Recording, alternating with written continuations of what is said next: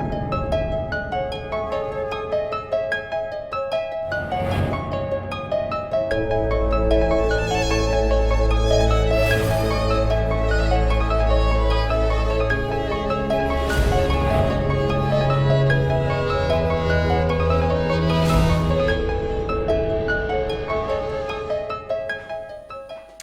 hoy vamos a comenzar el capítulo 20 y en el primer versículo se nos dice lo siguiente. Después que cesó el alboroto, llamó Pablo a los discípulos. ¿Qué alboroto? Bueno, pues el que vimos el domingo pasado.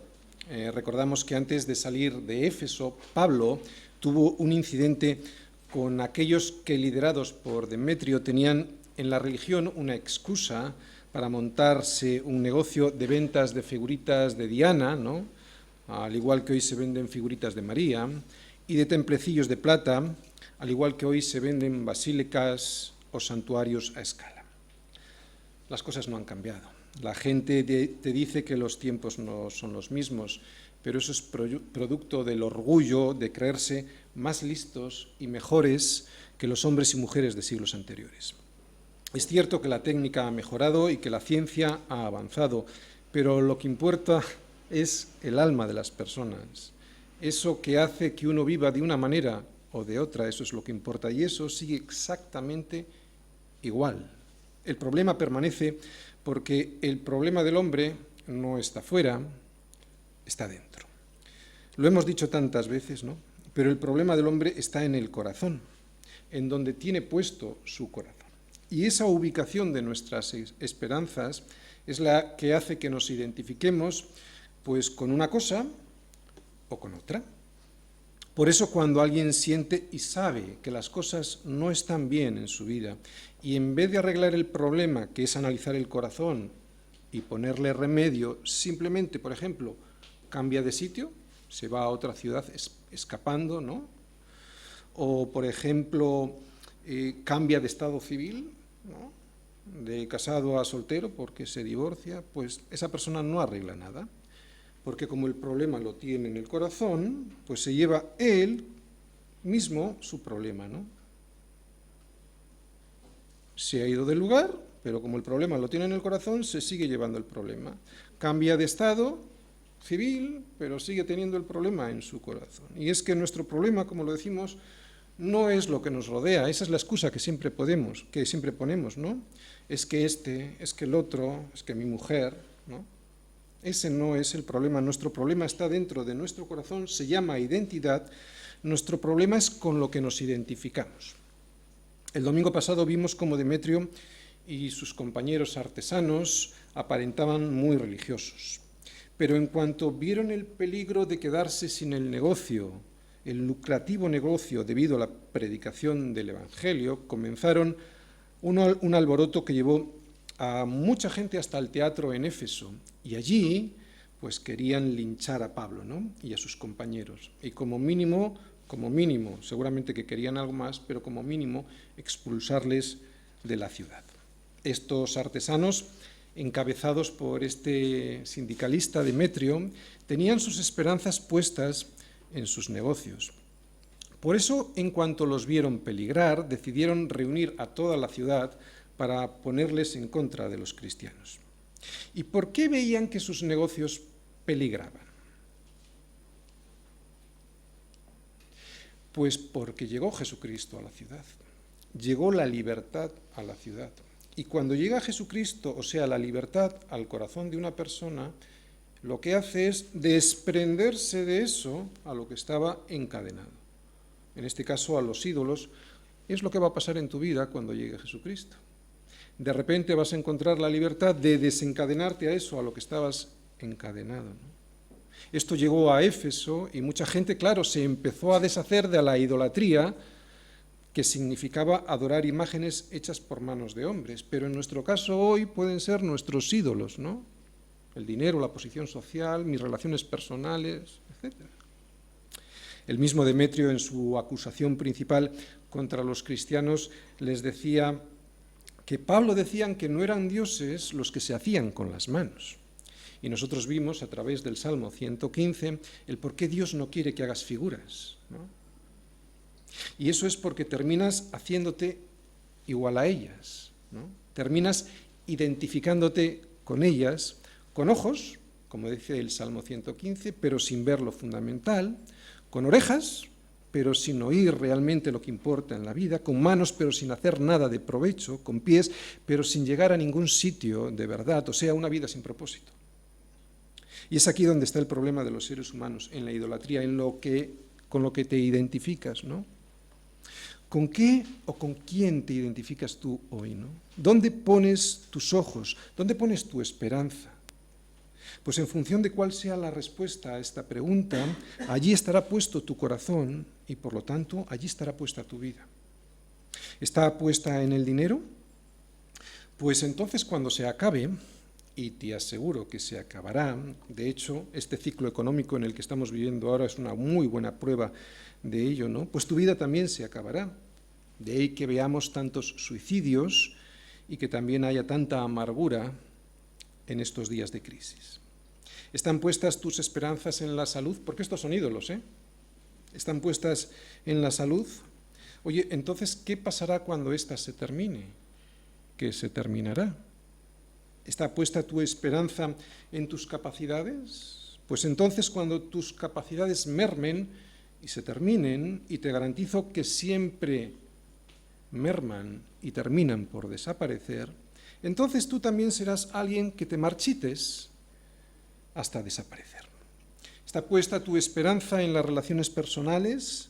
Pues entonces, cuando éstas se acaben o se estropeen, tú también terminarás acabado o estropeado, porque es ahí donde tienes puesta tu esperanza. Y todo esto ocurrirá si es que tu corazón está colocado, se identifica con las cosas muertas que se ven y no con el Dios vivo que es Jesucristo. Pero los cristianos sabemos que allí donde está puesto nuestro corazón, allí está nuestro tesoro. Que el problema no es lo que tenemos o lo que hacemos, sino lo que somos. O sea, que nuestro problema es de identidad, como estamos diciendo todo el rato. Por eso es que Dios prohíbe la idolatría, porque en cuanto vayas y te fijes en las cosas y pongas el corazón en esas cosas que ves, estás muerto. Por eso Dios no quiere que veas nada, lo hemos dicho muchas veces, Dios quiere que le creas a su palabra, que es una palabra viva. Por eso los cristianos nos reunimos alrededor de la palabra, que es Jesús, y nada más. Por eso los cristianos adoramos a Jesucristo, porque como nos decía el versículo 8 del Salmo 115, semejantes a ellos, a los ídolos, son los que los hacen, y cualquiera que confía en ellos. Por eso nosotros no confiamos en nadie que no sea Jesucristo, y Él es su palabra. Porque recuerda, eso que adores, a eso te parecerás, en eso te convertirás y como eso terminarás. También vimos el domingo pasado cómo la fidelidad a la predicación del Señor siempre traerá problemas a tu vida, siempre. Todas las fuerzas del mundo, incluidas las fuerzas religiosas de cualquier signo, se aliarán para que dejes de adorar a Jesucristo y termines adorando otras cosas. Y al identificarte con ellas, termines, como ellas, muerto. Y eso es lo que vimos que pasaba en Éfeso, ¿no? Cuando los religiosos de su tiempo vieron la libertad que Cristo producía en las personas que habían quemado los libros de hechicería, pues organizaron un alboroto para echar a los cristianos de la ciudad. En esta ocasión, lo que vimos el domingo pasado, el último tiempo que estaba Pablo en Éfeso, las cosas se calmaron y los problemas no fueron a mayores. Y es ahí donde lo dejamos, con Pablo a punto de partir de la ciudad de Éfeso. ¿Recordáis? La ciudad de Éfeso estaba en Asia Menor, la actual Turquía, y dirigirse hacia donde tenía pensado él marcharse antes de que ocurriera todo este alboroto en Éfeso, o sea, hacia Macedonia y hacia Acaya, regiones que están en Grecia. Vamos a leer todos los versículos de hoy, como siempre en nuestra iglesia, luego iremos versículo a versículo. Después que cesó el alboroto, llamó Pablo a los discípulos y habiéndolos exhortado y abrazado, se despidió y salió para ir a Macedonia. Y después de recorrer aquellas regiones y de exhortarles con abundancia de palabras, llegó a Grecia. Después de haber estado allí 3 meses y siéndole puestas asechanzas por los judíos para cuando se embarcase para Siria, tomó la decisión de volver por Macedonia. Y le acompañaron hasta Asia Sópater de Berea, Aristarco y Segundo de Tesalónica, Gayo de Derbe y Timoteo, y de Asia Tíquico y Trófimo. Estos, habiéndose adelantado, nos esperaron en Troas, y nosotros, pasados los días de los panes sin levadura, navegamos de Filipos, y en 5 días nos reunimos con ellos en Troas, donde nos quedamos 7 días. El ministerio cristiano en 2 palabras: gracia y verdad. Hechos 20, del 1 al 6. La gracia y la verdad son 2 caras de la misma moneda. Hoy vamos a ver aquí en los versículos que acabamos de leer algo que al principio a mí me pasó desapercibido. De hecho, mi primera intención para el día de hoy era predicar sobre los versículos del 1 al 16, pero al empezar a escudriñar versículo a versículo y observar el versículo 1, no pude dejar de detenerme mucho tiempo, en algo que observo en Pablo. Y ese algo que observo en Pablo quisiera compartíroslo hoy. Es algo que sistemáticamente hacía él con todos sus amigos, que les hablaba la verdad y que lo hacía con amor. Vamos a ir viendo versículo a versículo. Versículo 1. Después que cesó el alboroto, llamó Pablo a los discípulos, y habiéndolos exhortado y abrazado, se despidió y salió para ir a Macedonia. Bien, vamos a ver en el mapa dónde estamos y también ver hacia dónde salió Pablo, ¿de acuerdo? ¿Veis Éfeso? Bueno, pues estamos ahí.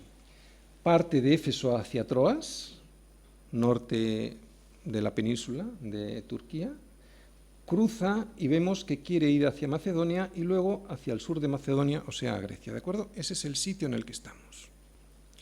Bien, después de que cesó el alboroto, Pablo llamó a sus discípulos e hizo algo con ellos. ¿Quiénes eran estos discípulos? Seguro que te acuerdas cuando llegó Pablo a Éfeso. Él estuvo enseñando allí, en la sinagoga de los judíos, durante 3 meses, pero había algunos que, endureciendo su corazón, pues maldecían el camino, que es Jesús. Y entonces fue cuando Pablo se llevó a los verdaderos discípulos a las aulas de la escuela de Tirano y estuvo con ellos, con los verdaderos discípulos, allí enseñándoles 2 años. Pues aquellos son estos discípulos que vemos ahora en este versículo. Aquellos que estuvo enseñando durante tanto tiempo son los discípulos que estamos viendo en este versículo y a los que llamó después del tumulto que vimos el domingo pasado en Éfeso. Y los llamó para hacer con ellos 2 cosas, que en realidad son tan solo una. Les exhortó y les abrazó. Vamos a ver por qué estas 2 cosas son en realidad una. Exhortar. ¿Qué es exhortar? Bien, en griego, que es como está escrito el Nuevo Testamento en los manuscritos originales, la palabra es parakaleo y significa llamar para al lado de uno, kaleo, llamar al lado, o sea, exhortar es decir, pss, pss, ven para acá. Así que lo que primariamente significa exhortar es llamar a alguien al lado de uno. Pero su significado profundo, lo que realmente denota y quiere decir es apremiar, rogar a alguien para que siga un camino, una conducta y animarle a ello. O sea, que la exhortación tiene una perspectiva de futuro, de lo que nos puede ocurrir en el futuro, a diferencia de consolar, que tiene más que ver con el pasado, con aquello que nos ha pasado en el pasado. Así que para un cristiano exhortar significa decir la verdad, hablar de la verdad. Por lo tanto, exhortar es hablar de una persona porque nosotros sabemos que Jesucristo es la verdad, yo soy el camino, la verdad y la vida. Y no hay vida, puede haber vida biológica, pero no hay verdadera vida fuera de Jesucristo. Exhortar no significa enfadarse, aunque a veces cuando alguien exhorta, pues da la sensación de que está enfadado. Pero no significa eso, sino que apremiamos a alguien para que siga o rectifique una conducta, ¿no? Y además le animamos a que siga por el camino que es Jesús. Por lo tanto, exhortar significa decir la verdad para que alguien vaya por el camino que es Jesús. Abrazar. Hemos visto exhortar, ¿qué es abrazar? Abrazar es más fácil de definir. Todo el mundo sabe lo que es abrazar. Físicamente abrazar es tomar entre tus brazos a alguien y acercarle, estrecharle contra ti. Pero el significado profundo, el significado espiritual, ese es el que realmente nos interesa. Y ese significa que dos personas están, o que quieren estar, en un mismo sentir. Y la expresión gráfica de eso es el abrazo. Por lo tanto, el abrazo para un cristiano significa que dos personas son, o quieren llegar a ser, partes de un mismo cuerpo. Que, por lo tanto, no hay o que no debería de haber diferencias en el propósito que los dos tienen delante del Señor. Puede que esas dos personas tengan funciones diferentes dentro del cuerpo, que es la Iglesia, ¿no? Lo mismo que un pie y una mano tienen funciones diferentes. Pero, sin embargo, son partes de un mismo cuerpo. Y el abrazo ilustra este sentir, ¿no? Que las personas forman o desean formar parte de un mismo cuerpo. Y por lo tanto, que lo amas y deseas amarlo como a ti mismo. Bien, una vez definidos estos dos conceptos con sus significados profundos, exhortar, que es decir la verdad, y abrazar, que es amar o desear amar a alguien como a ti mismo, vamos a explicar por qué el ministerio cristiano, y todos tenemos un ministerio cristiano, el ministerio cristiano no podemos exhortar sin también abrazar. Cuando tú exhortas a alguien, no puedes, o por lo menos no debes hacerlo sin abrazar. Y cuando hablo de abrazar, no lo digo en un sentido físico, aunque evidentemente también se puede dar así en ocasiones. Por lo tanto, exhortar sin abrazar no se debiera hacer. De nada vale explicarle a alguien la verdad sin hacerlo con gracia y con misericordia. Y eso es lo que representa un abrazo. Y al revés, de nada vale abrazarle a una persona si no le dices la verdad, ¿no? De hecho, mal amor es ese que se le da a alguien, por ejemplo, a unos hijos, que consiste en abrazarle, dejándole hacer lo que quiere, sin exhortarle, sin decirle la verdad. Eso no es amor, eso no es verdadero amor. Por lo tanto, estas dos cosas, exhortar y abrazar, que debieran ser una sola para cualquier cristiano, son una parte muy importante del ministerio cristiano de todos nosotros. No vale de nada exhortar si no hay abrazo. Y como vemos en este versículo, Pablo lo hacía. De hecho, Pablo hacía lo mismo que hacía Jesucristo. Quiero que vayamos al Evangelio de Juan un momento. Ahí vamos a ver una definición de Jesús también, ¿vale? Sabemos que Jesucristo estaba lleno de gracia y de verdad. Fíjate ahí lo que nos dice Juan en su Evangelio, capítulo 1, el versículo 14. Y aquel Verbo fue hecho carne, y habitó entre nosotros, y vimos su gloria, gloria como del unigénito del Padre, lleno de ¿qué? De gracia y de verdad.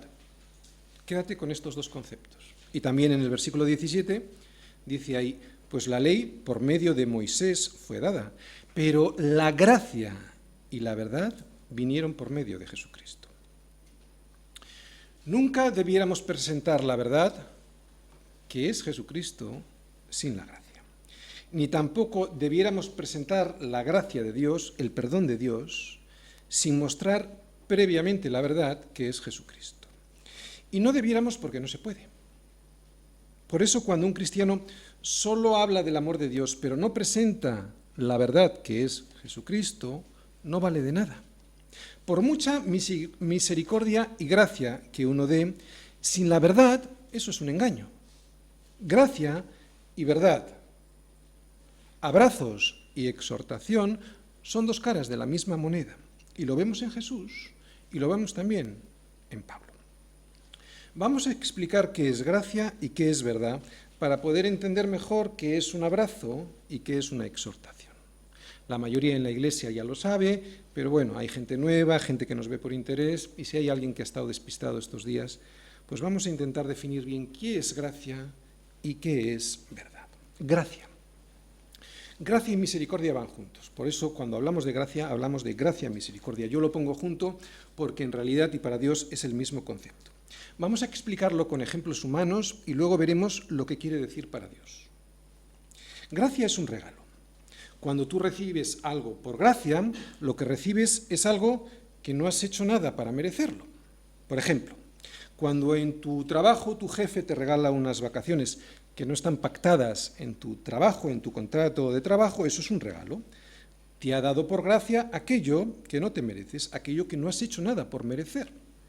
Esto es en teoría porque entre los seres humanos siempre hay un interés oculto, siempre hacemos las cosas por interés. Pero vamos a creer que mi jefe pues me ha regalado unas vacaciones sin interés oculto. Pero que mi jefe me dé por gracia, me regale algo por gracia, no significa que yo no me merezca mi sueldo. Después de que mi jefe me ha regalado por gracia un viaje de vacaciones, puedo y debo exigirle mi sueldo. Nada tiene que ver una cosa con la otra. Él puede regalarme lo que quiera y yo se lo agradeceré, pero debe recompensarme con mi sueldo, con lo pactado, con lo que yo me he ganado porque yo lo valgo, porque yo me lo he trabajado. Pues con Dios pasa algo parecido.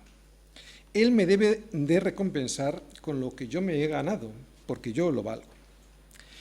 Pero es aquí donde viene el problema. La mayoría de la gente piensa que lo que ellos valen, lo que se han ganado, es algo bueno. Pero Dios en su palabra no dice eso. Él dice que la paga del pecado es la muerte, el salario, por eso he hecho así. Y como todos hemos pecado, porque todos somos pecadores, nuestro salario, nuestra paga, lo que nosotros valemos, lo que nos hemos ganado, es la muerte. Y morir eternamente significa estar apartados de la gloria de Dios para siempre, desde ahora. Por eso para Dios gracia significa otra cosa mucho más compleja que eso que hemos visto con nuestro supuesto y bondadoso jefe. Y es más compleja porque la gracia siempre va unida a la misericordia. ¿Y qué es misericordia? Pues el otro lado de la gracia. Si gracia era aquello que Dios me da sin merecerlo, misericordia es aquello que Dios no me da mereciéndolo.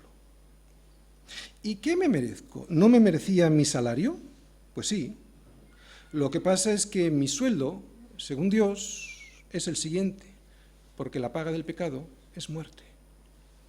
Porque yo lo valgo, nos dice ese anuncio de L'Oréal, ¿no? Y es cierto. Lo que pasa es que para Dios, lo que tú y yo valemos es muerte.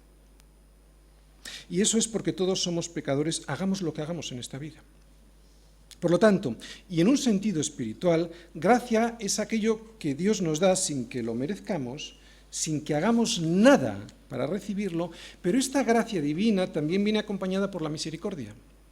O sea, que al mismo tiempo de recibir la salvación que no me merezco, no recibo lo que mis pecados merecen, la muerte.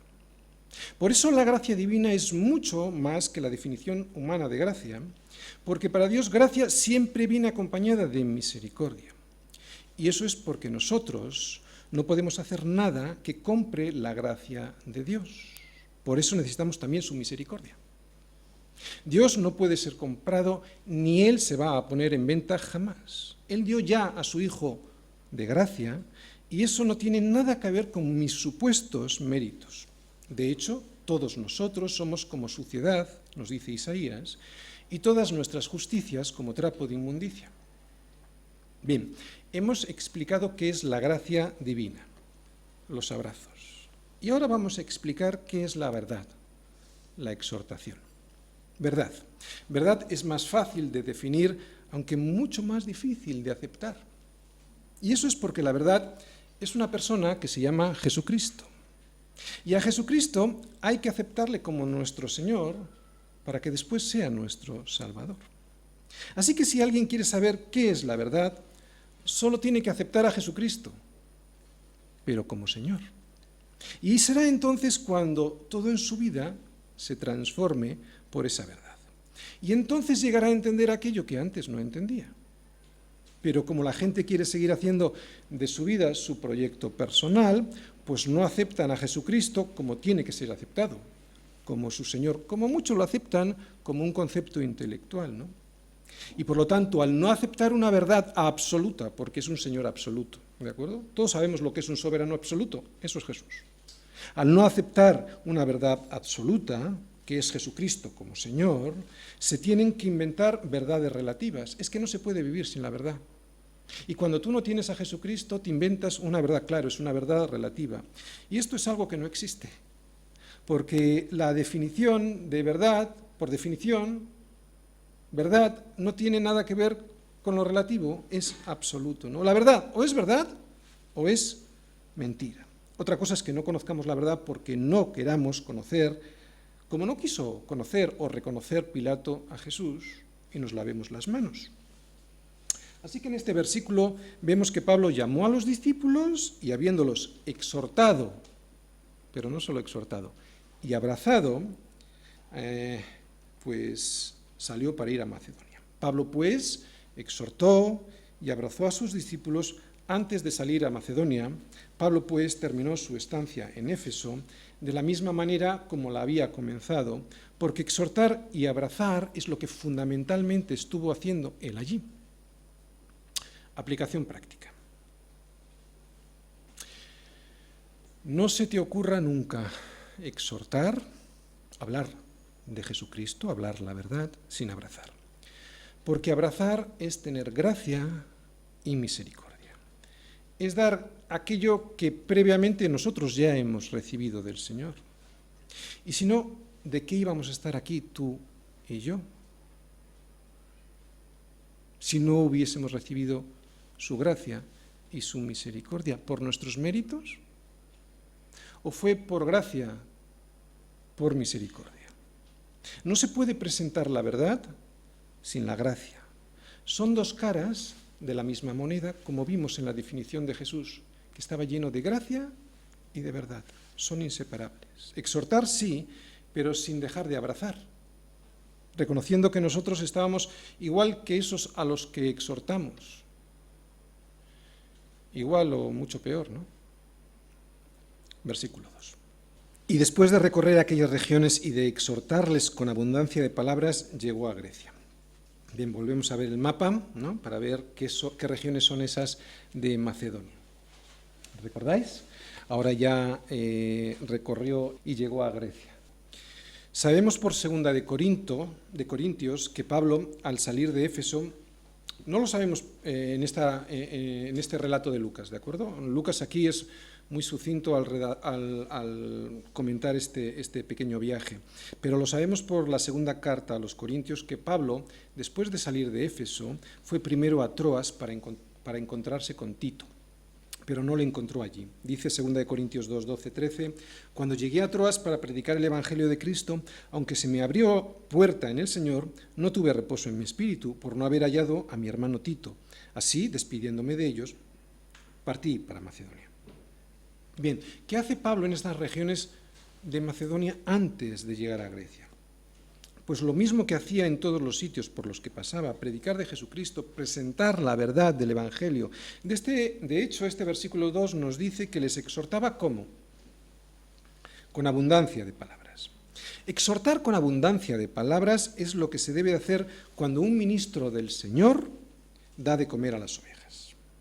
Cuando no se exhorta con abundancia de palabras, una de dos, o es que no se tiene palabra que dar, o es que no se cree la palabra de Dios, que en el fondo sería lo mismo. ¿Sabes por qué? Porque yo no concibo tener en tus manos esta palabra de vida y hablar con escasez de palabras. Si tienes en tu mano esta palabra de vida y la crees, no puedes dejar de decir lo que has visto y oído, y además con abundancia de palabras, es que no puedes. No sabemos cuánto tiempo estuvo en esas regiones del norte de Grecia, en Macedonia. Lucas es muy escueto en la explicación de este episodio. Lo que sí sabemos es que después de estar en estas regiones de Macedonia, llegó a Grecia, y que allí En Grecia, como nos dice el siguiente versículo, estuvo 3 meses. Versículo 3. Después de haber estado allí 3 meses, estamos hablando de Grecia, ¿no?, y siéndole puestas asechanzas por los judíos para cuando se embarcase para Siria, tomó la decisión de volver por Macedonia. Bien, como nos dice este versículo, Pablo estuvo en Grecia 3 meses. Fue durante esta estancia en Grecia, muy probablemente en la ciudad de Corinto casi todo el tiempo, cuando él escribió la carta a los romanos. Él quería ir a Jerusalén y lo lógico era embarcarse en Corinto para ir hacia Siria y llegar después a Jerusalén. Eso es lo que tenía previsto y así lo quería hacer, ¿no? No quería volver por toda Macedonia dando un rodeo tan grande como al final hizo. Pero Pablo sabía de las asechanzas de los judíos. Seguramente tendría algún tipo de información porque en Corinto Pablo era muy conocido. ¿Os acordáis de que en el segundo viaje misionero, aquello que ocurrió en el segundo viaje misionero en Corinto, cuando el procónsul Galión defendió a Pablo frente a las pretensiones de los judíos, humillándolos, y cómo él, Pablo, abrió una iglesia al lado de la sinagoga, en la casa de Justo, ¿no?, y cómo 2, no 1, sino 2 de los principales de la sinagoga, Crispo y Sóstenes, se convirtieron al cristianismo? Es que no eran judíos normales. Primero, uno de los principales de la sinagoga nombraron a otro y el siguiente principal también se convirtió, ¿no? Pues todo esto que ocurrió en Corinto en el primer viaje, en el segundo viaje misionero, ahora estamos en el tercero, pues los judíos no se lo perdonaban a Pablo. Por eso, y ahora que Pablo había vuelto por allí, pues estaban tramando un plan durante la travesía del barco que quería ir desde Corinto hasta Siria, para que en ese viaje le pudieran asesinar, porque era muy fácil, pues en un barco no tienes escapatoria pues, y te tiran por la borda. Pero él cambió sus planes, ¿no?, de ir hacia Siria desde Corinto, y lo que hizo fue pues regresar por Macedonia.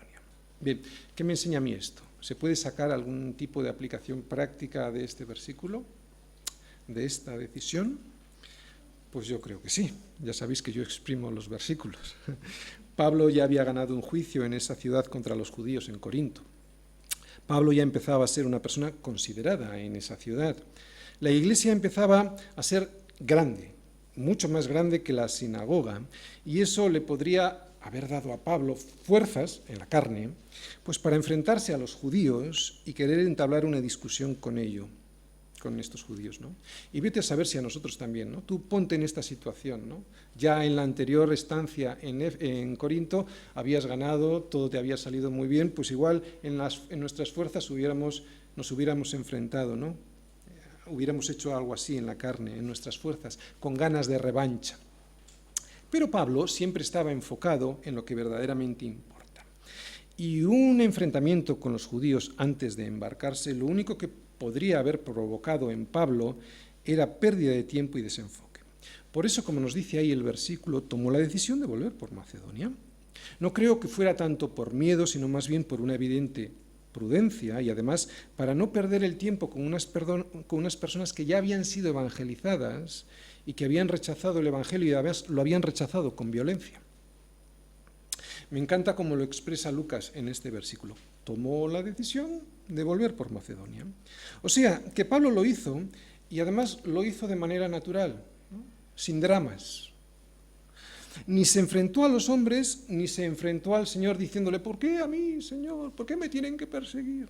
No, Pablo le dice al Señor, ¿no puedo ir por allí? Pues muy bien, Señor, me voy por allá, ¿no? Seguramente pensó, además, muy probablemente, que aunque es más largo, pues ese viaje tendría un propósito bueno y santo, ¿no? Así que vemos a Pablo que no pierde el tiempo ni con discusiones humanas, ni con discusiones divinas, a las que somos tan acostumbrados nosotros, ¿no? Discutiendo con Dios, ¿por qué? ¿Por qué? ¿Ves cómo se le puede sacar partido a este versículo? ¿Y qué hace por el camino de regreso a Jerusalén, pero dando semejante vuelta? Pues exhorta y abraza. Y eso es lo que vamos a ver en los siguientes versículos, que va a Filipos y allí está con los hermanos, que va a Troas y allí también está con los hermanos. Pablo está con ellos y como siempre hace para exhortarles y para amarles. Versículo 4. Y le acompañaron hasta Asia Sópater de Berea, Aristarco y Segundo de Tesalónica, Gayo de Derbe y Timoteo, y de Asia Tíquico y Trófimo. Bien, si os fijáis, yo estaba analizando este versículo y veía de dos en dos, ¿no? Dos de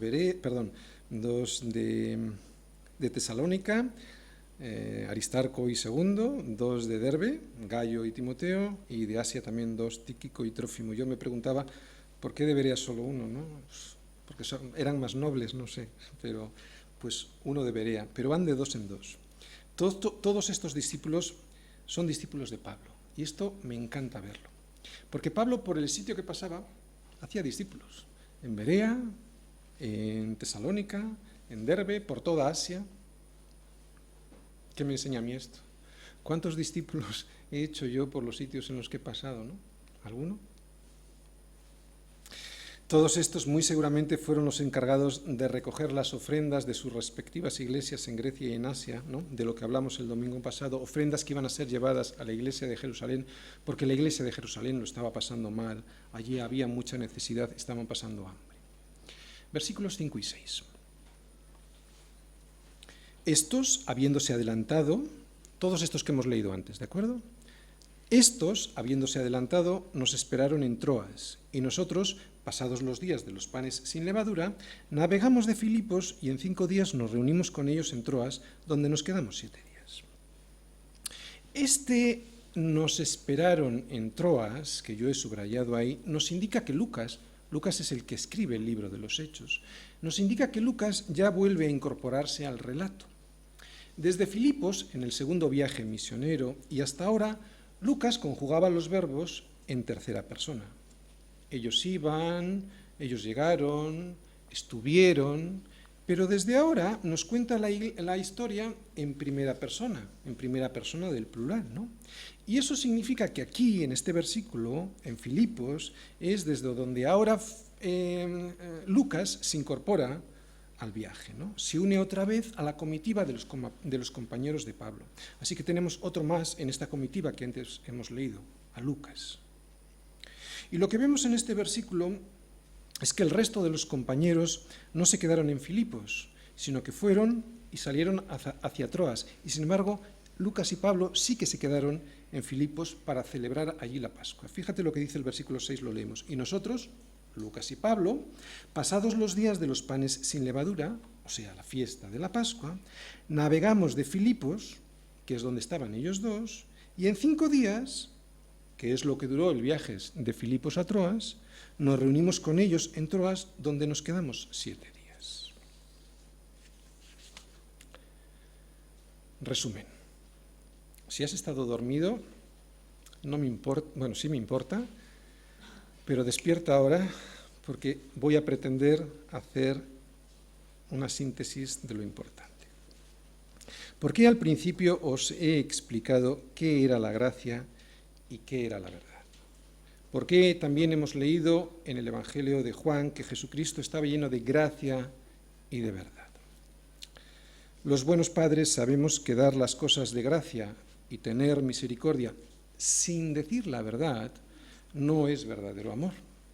Actuar así produce en nuestros hijos anarquía y libertinaje. Actuar así con ellos no es amor porque genera en ellos la enseñanza de que tienen derechos y no tienen responsabilidades, y eso les va a pasar más adelante una factura carísima en su vida. Pero la verdad sin gracia es demasiado dura. Es imposible. De hecho, tú y yo no estaríamos aquí si hubiese sido así, si hubiese sido solo por la verdad. Ya estaríamos muertos, estaríamos todos muertos. De hecho, si Dios juzgara solo con la verdad, pero sin regalarnos su gracia y sin verter sobre nosotros su misericordia, todos nosotros estaríamos fulminados, porque la paga del pecado es muerte, muerte eterna. Por eso es que solo por su gracia es que alcanzamos la verdad. Solo por su gracia es que podemos tener a Jesucristo en nuestra vida. Solo por su gracia somos lo que somos. Por eso, y nada más que por eso es que solo podremos presentar la verdad, que es Jesucristo, por gracia y con misericordia, o sea, con abrazos. Otorgar misericordia es algo que solo lo puede hacer un hijo de Dios. No es posible dar aquello que no tenemos. Por eso solo se puede otorgar misericordia si previamente la hemos recibido de Jesucristo. Es imposible de otra manera. Por eso la quinta bienaventuranza nos dice: bienaventurados los misericordiosos, porque ellos alcanzarán misericordia. Y esto lo que quiere decir, lo que significa, es que si no soy capaz de otorgar misericordia, solo la verdad, si no soy capaz de otorgar misericordia, es que no la he recibido previamente, porque no podemos dar lo que no tenemos. O sea, que no me he dejado abrazar por Jesucristo. He recibido la verdad, sí, pero no he recibido la gracia. He recibido la verdad, pero no ha sido por gracia, ha sido por mis méritos. Y eso es despreciar la gracia, eso es despreciar a Jesucristo, así no vale. Jesucristo, como hemos visto en el Evangelio de Juan, es gracia y es verdad. Por lo tanto, no puedo recibir la verdad, que es Jesucristo, sin recibir la gracia, que también es Jesucristo. Todo va en el mismo lote. De la misma manera, no puedo presentar la verdad, que es Jesucristo, sin presentar la gracia, la misericordia, los abrazos. Y yo me debo parecer a Él, yo me quiero parecer a Él. Por eso, si quiero servir, y si quiero servir de verdad en el cuerpo de Cristo, como lo hacía Pablo, como en realidad lo hace Jesucristo conmigo, no les puedo llevar la verdad a los demás sin gracia y sin misericordia, sin abrazos. Así es como lo tenemos que hacer, porque el Señor así lo hizo con nosotros. Puede que no terminen creyendo, pero eso no es ni mi labor ni tu labor, esa es la labor del Espíritu Santo. Nosotros debemos llevar el Evangelio, que es la verdad, pero con gracia y misericordia. No nos comportemos ni en la iglesia con los hermanos, ni fuera de la iglesia con los incrédulos, sin gracia y sin misericordia. Seamos como Jesucristo, llenos de gracia y de verdad. No les presentes la verdad haciéndoles así, preséntales la verdad haciéndoles así.